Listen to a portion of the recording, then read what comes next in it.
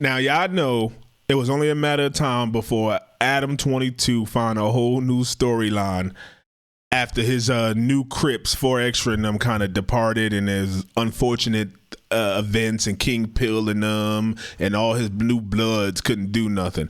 Now they over here with the Hoovers. So he had Crips, Bloods, now he had the Hoovers with OG Gumby and Wack 100 going at it and all this, and now we got this new dude, Wack, bringing another dude up here, Hawk, whatever his name is, and he's the new loose cannon and shit, and they up here again about to get indicted. Let's see if Wack ducked this one when shit turned out crazy and they arguing and blah blah blah, things going down.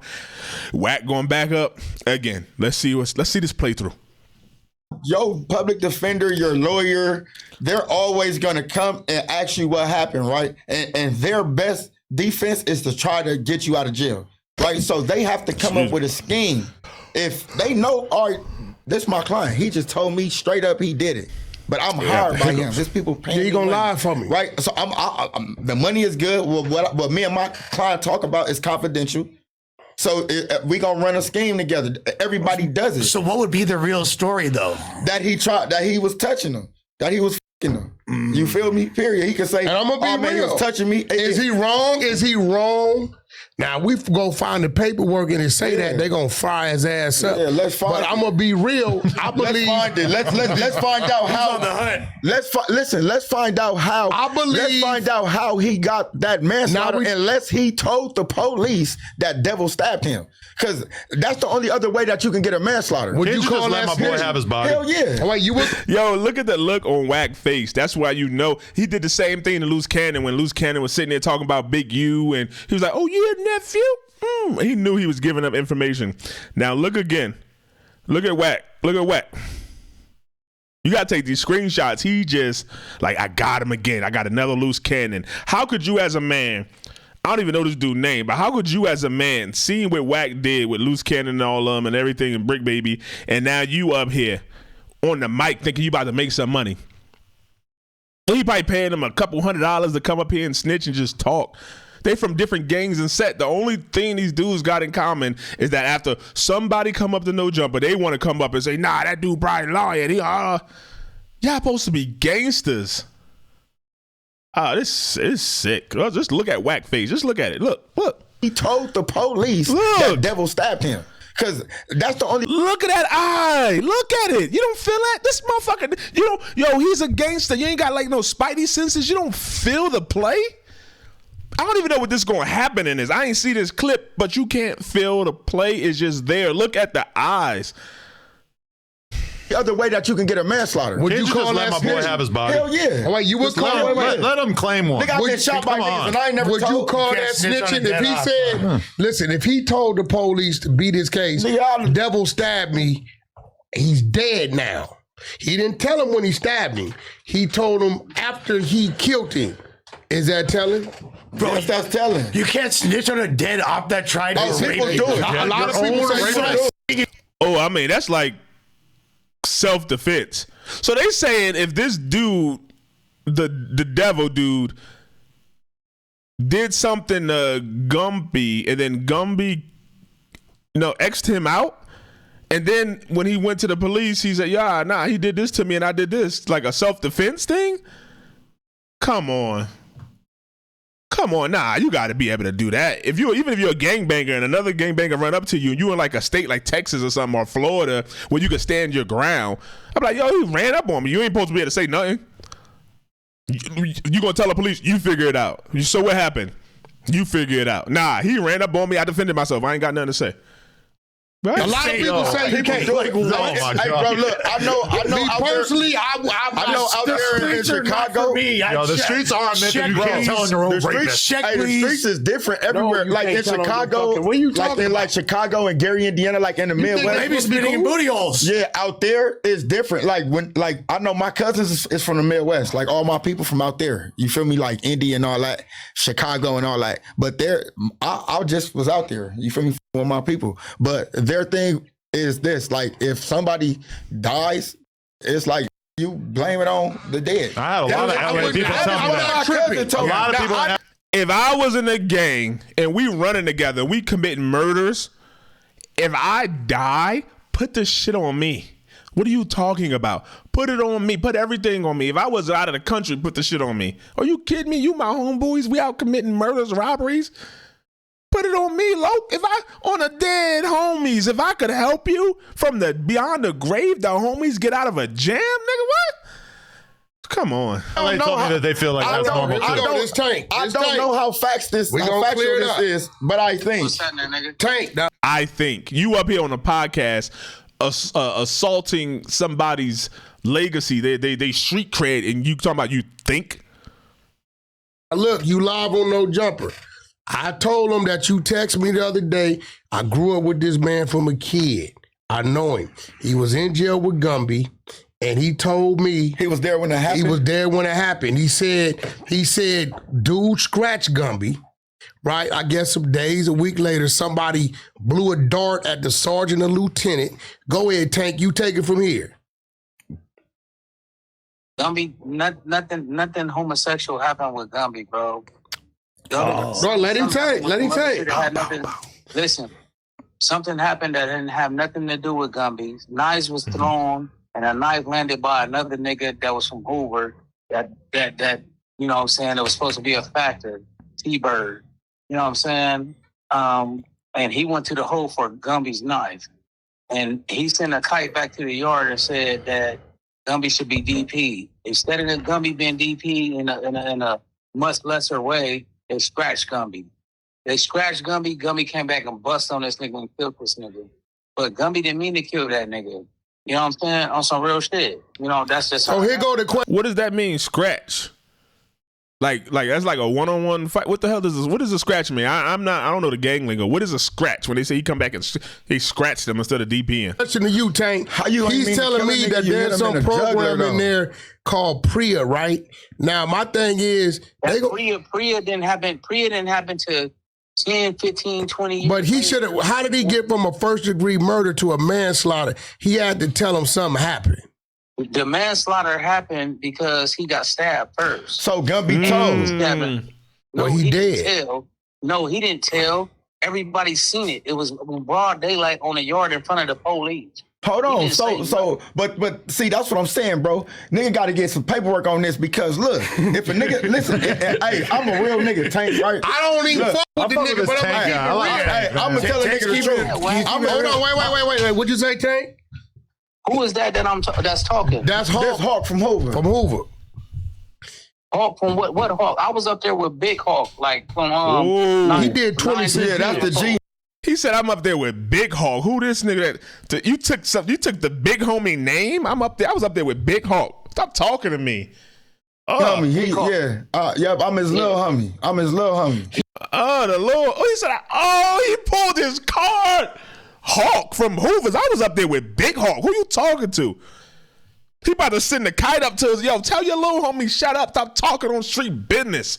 Big Hawk gonna send that work down. Yo, you out there with my name on podcast playing. I'm doing time up here with the big dogs. And you out here, the little homie talking. Oh, now he got to respect whoever on that phone. He said, that was hard. This is the motherfucker right here, right? Your big homie was up there on the yard with us. Okay, so look. So this is what I'm saying, bro. If the whole yard seen Devil stab Gumby, right? The whole yard seen it. And let's say the police cuff Devil up, they sit there, they assess that situation. They bring Devil back. That didn't happen. The police didn't cuff. The yard seen it, but the police didn't see it. Okay, that's what I'm telling you. So where did the manslaughter come in at then? How'd you get? What happened is everybody's talking. You got niggas that's talking. You got people that's talking that's PCing up on the yard. PCs. There was no PC yards before this. Back then, PC yards came like right around this time. Right. There was no such thing as a PC yard, a SNY yard, or none of that before this time, bro. Okay. So, this is a real dude talking. He's schooling him. I like whoever on his phone. I ain't gonna lie. I ain't gonna hold you. This is what I'm telling you. So when this happened, after this happened, this is when PC yards and shit started happening. I was in the hole with Gumby for a year with Dantana. All the niggas that Gumby named on that one podcast, Dantana, all them high niggas that you read about in the book, I was on the yard. We was young niggas on the yard with these niggas. I'm telling you. There was no such thing as a PCR. There was no such thing as Priya. None of that shit. That shit all came later. Now here goes the thing with him. So how did he get the how did he get the mass? How did he get to a mass? Because they know. Because people talking. Like, are the police supposed to act like they don't know that this man just got stabbed, even if you don't want to tell them? Like, he got a fucking wound? Like, what are you talking about? Oh, he did it first. They talking. They're going to go ask other inmates. Saying the PC people gave statements to the police. So look at this. Gumby already was in there for murders that supposedly he didn't do, right? Hypothetically. We all know the script how it goes. Yeah. And the shit happens on the yard. So when you arrested for a murder, they do what they call what they call that shit, a penalty phase. It's a penalty phase where they open up your whole life, where they go back to your kindergarten years, right? So when he's in there fighting the murder for devil, they do the penalty phase and they open up all this shit and bring it all up his old case that he's in there for and all this. Gumby cracked the lawyer, bro. We up in there, Gumby coming back from court with liquor and weed and all kind of shit. He cracked the lawyer, but I'm in the hole with him for knocking out the police. I knocked out the police. I squabbled like 5 or 6, 7, 8 police and all this. And we all in the hole. Me and my homies, we in the hole with this nigga for this, bro. I know this nigga. He was in the hole. What I know. No, look. Now, here go the thing about him, right? Gumby a legend. Here go the thing about him, right? Hold on. Adam better watch out. Because I ain't like, when I first seen that Adam and Gumby thing, if you go look back on No Jumper, and Adam, he was sitting there telling Adam stop playing with his name and he known, blah, blah, blah. And Adam was like, yeah. Okay. Okay. Yeah.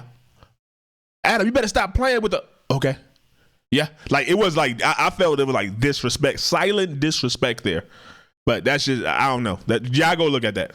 This doesn't make him sound bad. Yeah, it's not working if you couldn't make him sound bad. Here goes the thing about Tank, right? Tank is a dude that grew up with us, right?